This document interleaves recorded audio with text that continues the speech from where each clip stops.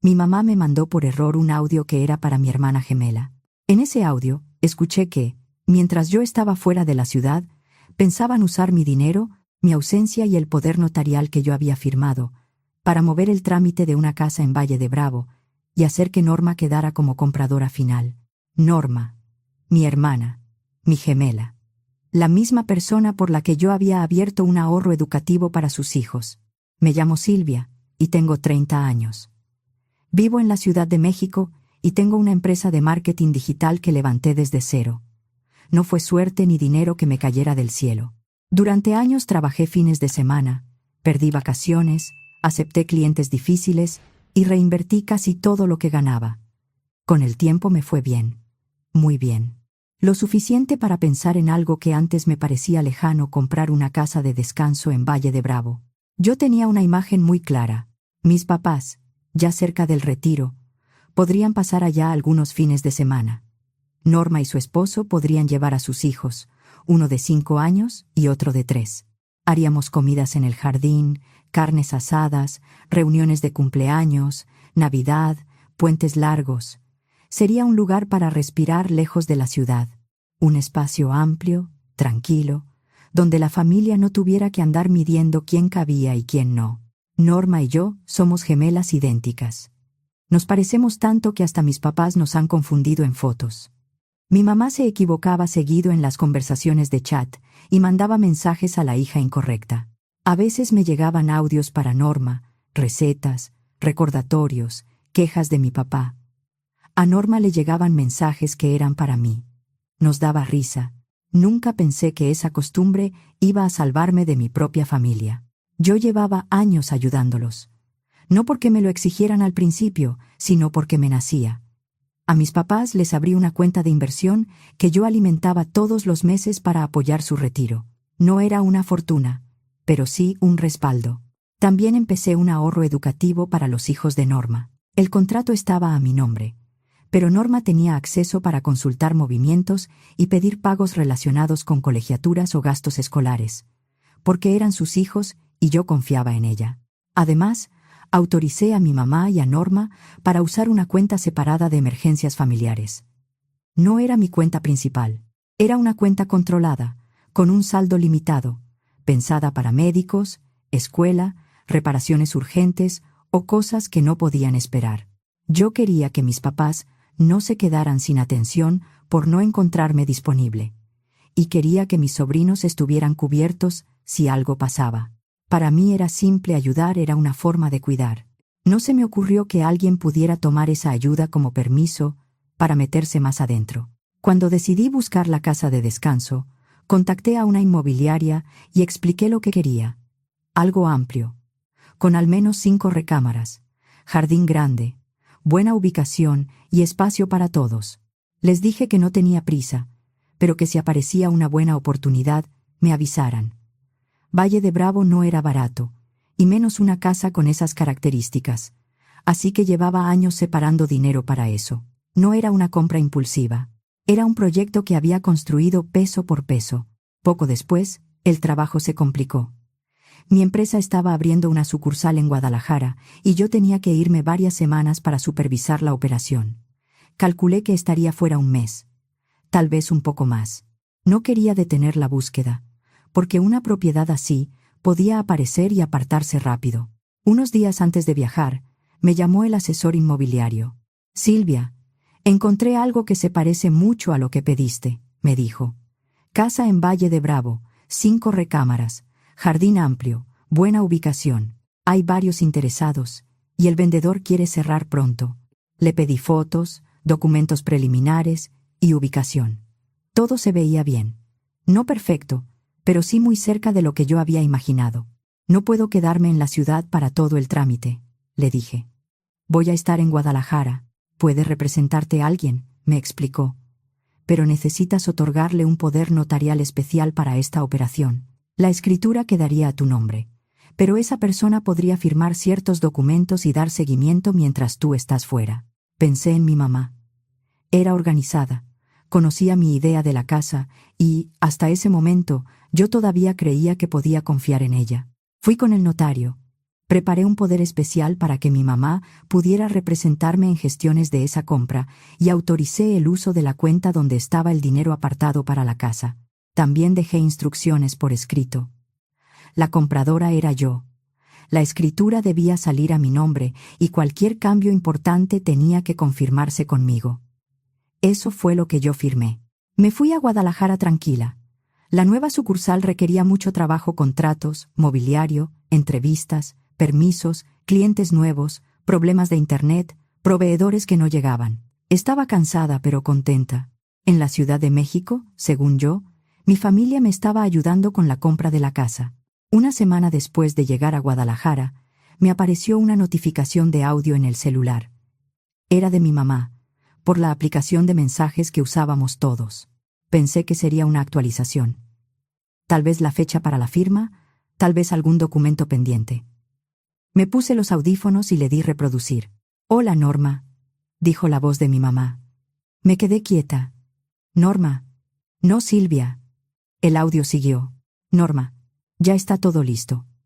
Mientras Silvia está fuera de la ciudad, tenemos que terminar el papeleo y cambiar la instrucción antes de que se firme. El dinero ya está apartado, y con el poder puedo mover lo necesario. En unos días, si hacemos bien las cosas, tú vas a quedar como dueña de esa casa en Valle».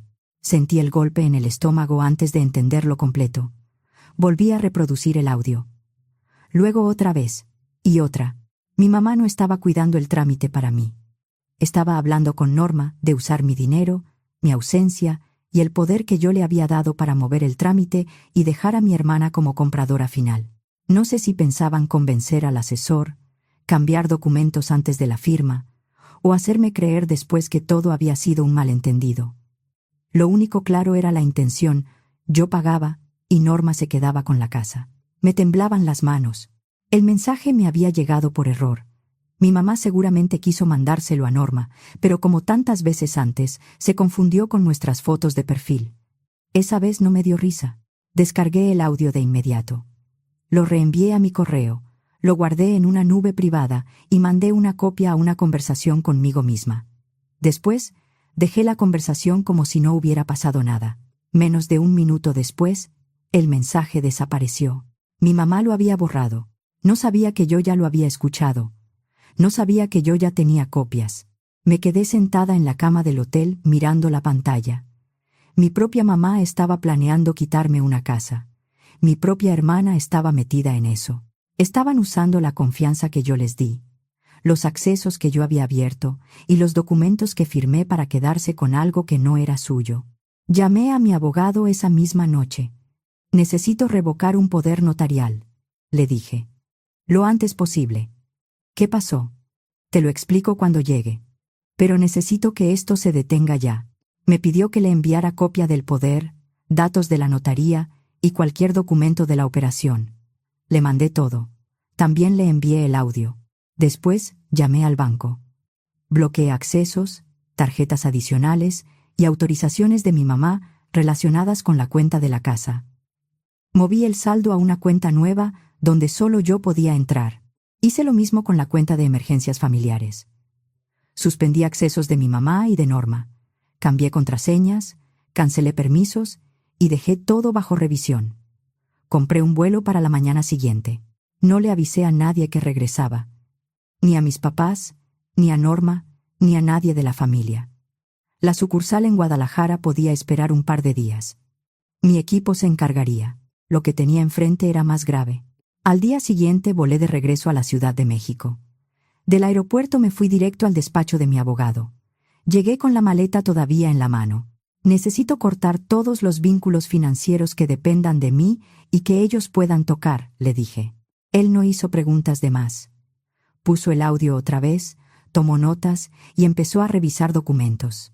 «Un poder especial no debería servir para cambiar al comprador si tus instrucciones dicen que la compradora eres tú», me explicó. «Pero si alguien tiene acceso al trámite, al asesor y al dinero, puede intentar mover piezas antes de que lleguen a escritura. Puede pedir que cambien la promesa, presionar con el anticipo o hacerte firmar después una explicación falsa. Lo importante es cortar la representación antes de que usen tu nombre para avanzar». Eso era lo que más miedo me daba.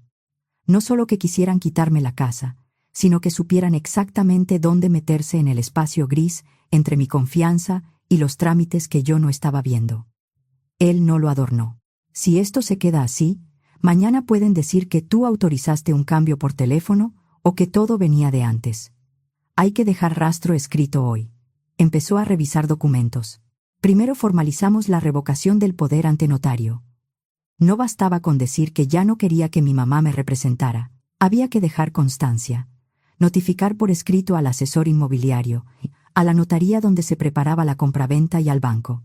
Mi abogado redactó los avisos y los envió ese mismo día. Después, revisamos la cuenta de inversión que yo alimentaba para el retiro de mis papás. Pedí suspender mis aportaciones y retirar lo que legalmente seguía siendo mío, respetando las condiciones del contrato. No toqué nada que estuviera a nombre de ellos. No necesitaba robarles para defenderme. Solo dejé de financiar una comodidad que ellos habían confundido con obligación. Luego revisamos el ahorro educativo de los hijos de Norma. También pedí bloquear el acceso de Norma. No era contra los niños. Eso lo dejé claro desde el principio. Más adelante voy a abrir otro ahorro para mis sobrinos, le dije a mi abogado. Pero lo voy a administrar yo. Norma no va a poder consultar, mover ni pedir un solo peso. Después fui con el asesor inmobiliario. No quería darle espacio a rumores ni interpretaciones. Yo voy a continuar esta operación personalmente, le dije. Mi mamá ya no tiene autorización para firmar, instruir, negociar, ni actuar en mi nombre. Le entregué la revocación formal. La leyó con cuidado. También le mostré la instrucción escrita que dejaba claro que yo era la compradora. El asesor se puso serio. No me dijo que yo exageraba. No trató de defender a mi mamá. Solo revisó su correo, buscó mensajes recientes y me enseñó que mi mamá había preguntado si todavía era posible ajustar los datos de la compradora antes de la firma. No decía el nombre de Norma en ese correo, pero después del audio no hacía falta mucha imaginación. Sentí otra vez el mismo hueco en el estómago. Ya no era solo una conversación privada entre ellas. Ya habían empezado a tocar puertas. Voy a avisar a la notaría, me dijo. Y a partir de ahora cualquier cambio lo confirmamos directamente contigo. Sin intermediarios, le respondí. Sin intermediarios. Antes de irme, le pedí algo más: que cualquier documento pendiente saliera de nuevo con mi nombre completo y que no aceptara instrucciones verbales de nadie. Me dijo que era lo correcto y que hablaría con la notaría para congelar cualquier cambio hasta que yo firmara personalmente. Más tarde fui al banco. Había otra cuenta separada que mi mamá y Norma podían usar para emergencias. No era mucho comparado con la cuenta de la casa, pero sí suficiente para que se sintieran con derecho. Quité accesos, cancelé tarjetas ligadas a esa cuenta y pedí confirmación por escrito de que nadie más podía operar. Mientras estaba ahí, recordé algo más. Yo pagaba un seguro de gastos médicos mayores para mis papás y apoyaba con una cobertura adicional para Norma y sus hijos. Era una póliza cara, de esas que uno contrata para no tener que elegir entre salud y deuda si algo grave pasa. Cubría hospitalizaciones, consultas, estudios y ciertos tratamientos. Lo había hecho porque quería que mis papás no se sintieran desprotegidos y porque mis sobrinos me importaban. Ese mismo día, llamé a la aseguradora. Pedí cancelar cargos futuros desde mi cuenta y dejar por escrito que no renovaría ni seguiría pagando coberturas familiares. Algunas bajas no eran inmediatas, dependían del periodo pagado y de las condiciones de cada póliza. Pero la decisión quedó tomada: ya no saldría un peso más de mí para sostenerlos. No hice escándalo. No llamé para reclamar. No mandé mensajes. No grité. Fui cancelando accesos, uno por uno. Pasé 2 días en mi departamento sin decirle a nadie que ya estaba de vuelta. Nadie sabía lo que había hecho. Nadie sabía que el poder estaba revocado, que las cuentas estaban bloqueadas, que el dinero ya no estaba donde ellos creían, y que la firma de la casa seguiría, pero conmigo sentada frente al notario. El día antes de la firma, sonó mi celular. Era mi mamá. «¿Qué está pasando?», dijo apenas contesté. Su voz venía tensa, como si yo fuera la que debía explicaciones. Me llegó un aviso de que revocaste el poder. También me llamó el asesor y me dijo que ya no me necesitan para la firma. Dice que yo ya no participo en el trámite. Me quedé callada. Todo estaba listo, siguió. Ya íbamos a cerrar la operación. Tú querías esa casa, Silvia. No podemos perder esta oportunidad. Me salió una risa seca. No fue burla, fue incredulidad. Sí quería la casa, le dije, pero para mí, no para Norma. Del otro lado hubo silencio. Escuché el audio que me mandaste por error, continué. ¿Ese dónde? Le decías a Norma que iban a cambiar las instrucciones para que ella quedara como dueña. Mi mamá levantó la voz de inmediato. Entendiste mal. Era una broma. Qué raro, le respondí. A mí no me dio risa.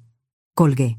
En cuestión de minutos, mi teléfono empezó a llenarse de llamadas perdidas. Mi mamá. Mi papá. Norma. Otra vez mi mamá. Otra vez Norma. Después llegaron los mensajes. Decenas de mensajes, algunos furiosos, otros suplicantes, otros disfrazados de preocupación. Mi papá me escribió una sola frase. No hagas esto más grande, Silvia. Pero ya era grande. Ellos lo hicieron grande desde el momento en que decidieron usar mi dinero a mis espaldas. No respondí. Una hora más tarde me llamó el vigilante de mi edificio. Señorita Silvia, su familia está aquí, me dijo. Están gritando en recepción y exigen subir. Ya les dije que usted no autorizó la entrada. Gracias, le respondí. No los deje pasar. Si no se calman, voy a pedir apoyo. Está bien. Se fueron después de hacer un escándalo. Yo no bajé. No quería discutir en el vestíbulo de mi propio edificio, frente a vecinos y empleados, como si el problema fuera mi falta de paciencia y no su intento de quedarse con mi casa. A la mañana siguiente fui a la notaría. Salí temprano, con tiempo de sobra, porque no quería llegar acelerada. Llevaba mi identificación, comprobantes, la revocación del poder, copias de los avisos y el audio guardado en 3 lugares distintos. No pensaba usarlo ahí si no era necesario, pero tampoco iba a quedarme desprotegida otra vez. El vendedor llegó puntual. El asesor también. Revisamos documentos, pagos, datos de la propiedad y escritura. Todo estaba en orden. La compradora era yo. La casa quedaría a mi nombre. Mi mamá ya conocía los datos de la notaría porque había estado metida en el trámite al principio. Por eso no me sorprendió del todo cuando, justo antes de terminar, escuché voces en recepción. Primero fue mi nombre. Luego la voz de Norma. Después mi papá, diciendo que necesitaban hablar conmigo. El personal de la notaría los detuvo antes de que pudieran acercarse a la sala. No hubo escena heroica. No salí a enfrentarlos. No les di otro espacio para convencerme, gritarme o hacerse las víctimas. Respiré hondo. Tomé la pluma y firmé el último documento. La casa quedó a mi nombre. Solo a mi nombre. Unos días después, empecé a enterarme de lo que mi mamá y Norma estaban diciendo. Algunos tíos y primos me escribieron raro, con cuidado, como si no quisieran asustarme. Me preguntaban si estaba bien, si necesitaba descansar, si había pasado algo con mi salud mental. Ahí entendí la nueva jugada. Mis papás y Norma estaban diciendo que yo había tenido una crisis nerviosa, que me había vuelto inestable, que les había prometido una casa familiar, y luego, de repente, me arrepentí y los traicioné.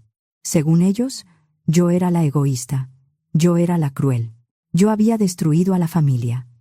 Me dio coraje, pero ya no me sorprendió. Abrí el grupo familiar grande, ese donde estaban tíos, primos y otros parientes. Subí el audio que mi mamá me había mandado por error. No escribí un testamento. No expliqué 20 veces lo que cualquiera podía escuchar. Solo puse, escuchen esto con atención. Luego decidan quién está mintiendo. Mandé el mensaje. Durante varios minutos nadie escribió nada. Ese silencio me dijo más que cualquier disculpa. Después, empezaron las respuestas. Una tía preguntó si la voz era de mi mamá. Un primo escribió que eso era gravísimo. Otro familiar me pidió perdón por haber creído que yo estaba exagerando. Alguien más dijo que Norma debía dar la cara. Mi mamá no escribió nada. Norma tampoco. Mi papá tampoco. Nadie de mi casa me pidió perdón. Ni mi mamá, ni mi papá, ni Norma. Lo único que querían era que yo dejara las cosas como estaban, como si el problema fuera que yo hubiera descubierto la traición y no que ellos la hubieran planeado. Después de eso bloqueé los números de mis papás. También bloqueé a Norma. Para mí, se había terminado. Pero Norma encontró la forma de seguir molestando. Empezó a escribirme desde números desconocidos. «Eres muy cruel», decía uno de sus mensajes. «No solo me castigaste a mí, castigaste a tus propios sobrinos. Les quitaste su fondo para la universidad». Borré el mensaje sin responder. Luego llegó otro. «Ellos no tienen la culpa. ¿Cómo puedes dormir tranquila sabiendo que les quitaste su futuro?». También lo borré. Mis sobrinos no tenían la culpa, eso era verdad. Pero yo no les había quitado nada. Solo le quité a Norma el acceso a dinero que no era suyo. Si algún día ayudaba a esos niños, sería directamente, sin que su mamá pudiera tocar un peso. Su esposo nunca me llamó para preguntar qué había pasado. Nunca dio la cara. Norma llevaba años diciendo que el dinero no les alcanzaba, que todo estaba caro, que criar niños era imposible, y yo la había creído. Tal vez él sabía más de lo que decía. Tal vez prefirió mirar hacia otro lado. En cualquier caso, tampoco hizo nada para detenerla.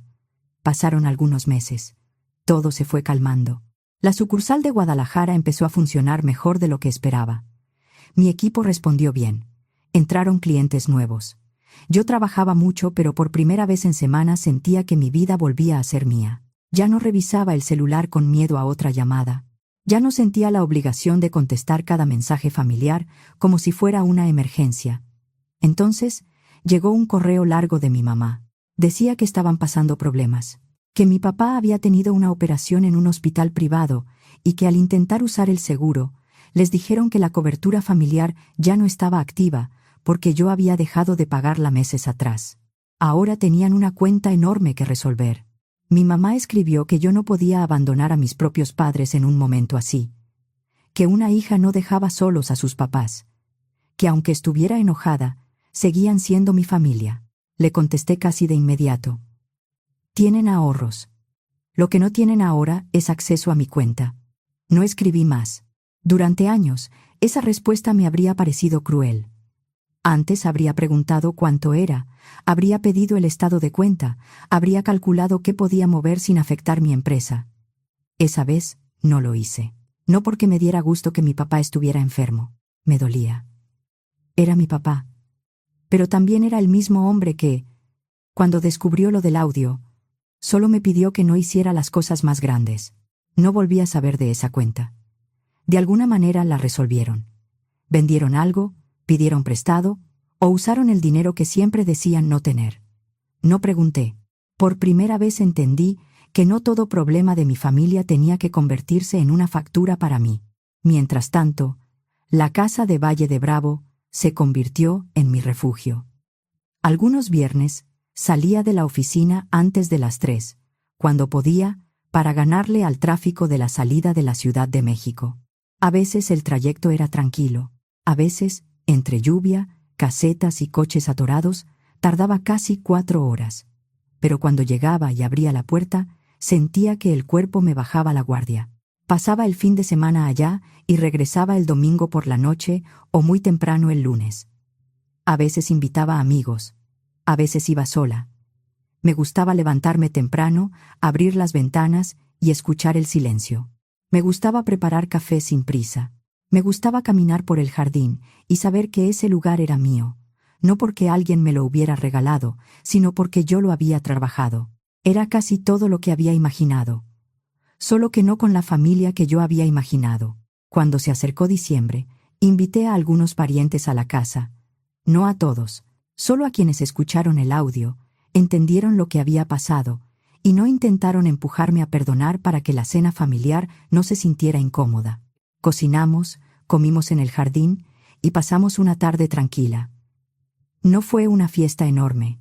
Fue mejor. Fue una reunión sin chantajes. Una prima me ayudó a preparar la comida. Un tío llevó pan dulce de camino. Nadie mencionó a Norma hasta que yo lo hice. Y cuando dije que todavía me dolía, nadie intentó corregirme. Esa tarde entendí que la paz no siempre se siente como felicidad. A veces se siente como poder estar sentada en tu propia mesa sin defenderte. Mis papás no se rindieron tan fácil. Un día se presentaron en mi oficina.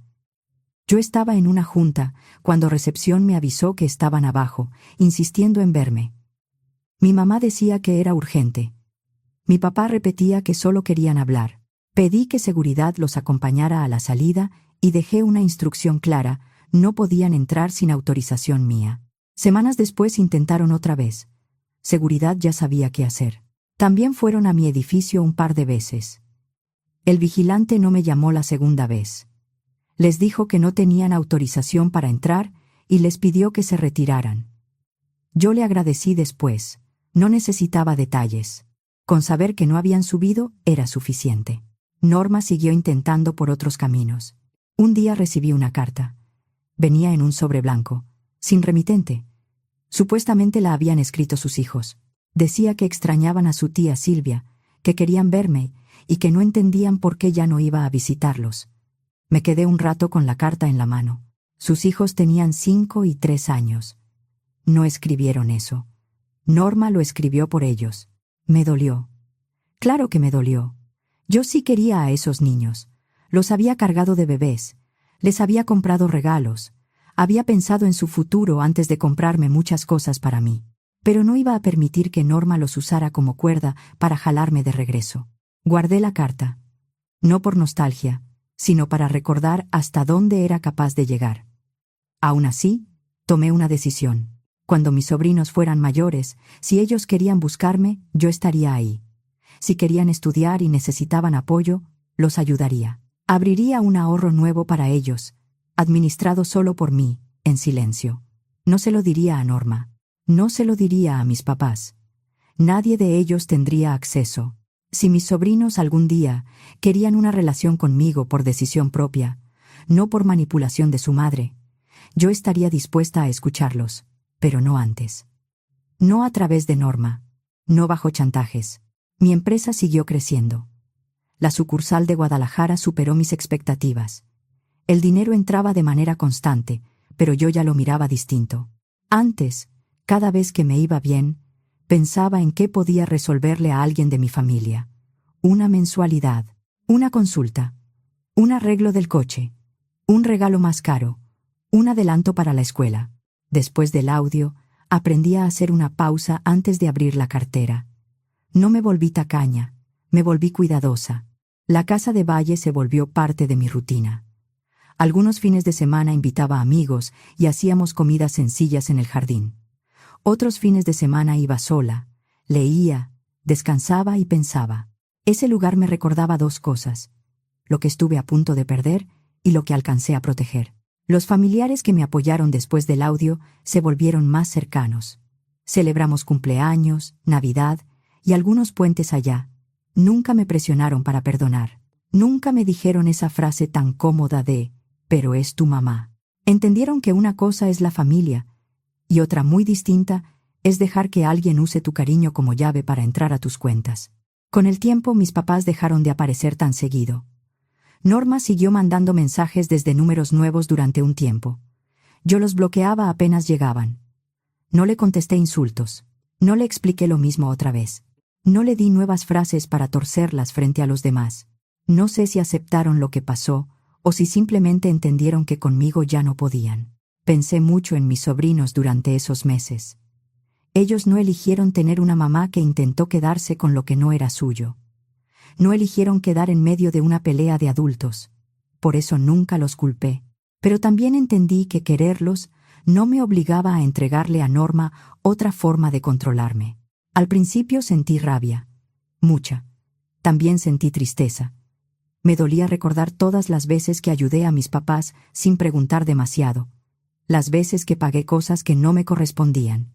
Las veces que Norma me habló de sus preocupaciones económicas mientras, por detrás, estaba dispuesta a quedarse con una casa que yo había trabajado durante años. Con el tiempo, la rabia se fue apagando. No porque ellos hicieran algo para repararlo. No hubo disculpa real, no hubo explicación honesta, no hubo un intento serio de devolverme paz. Se fue apagando, porque yo dejé de poner mi vida alrededor de lo que ellos habían hecho. Mi mamá cometió un solo error. Mandó el audio a la gemela equivocada, y ese error me mostró todo lo que yo no quería ver. A veces pienso ¿qué habría pasado si ese mensaje no hubiera llegado a mi celular?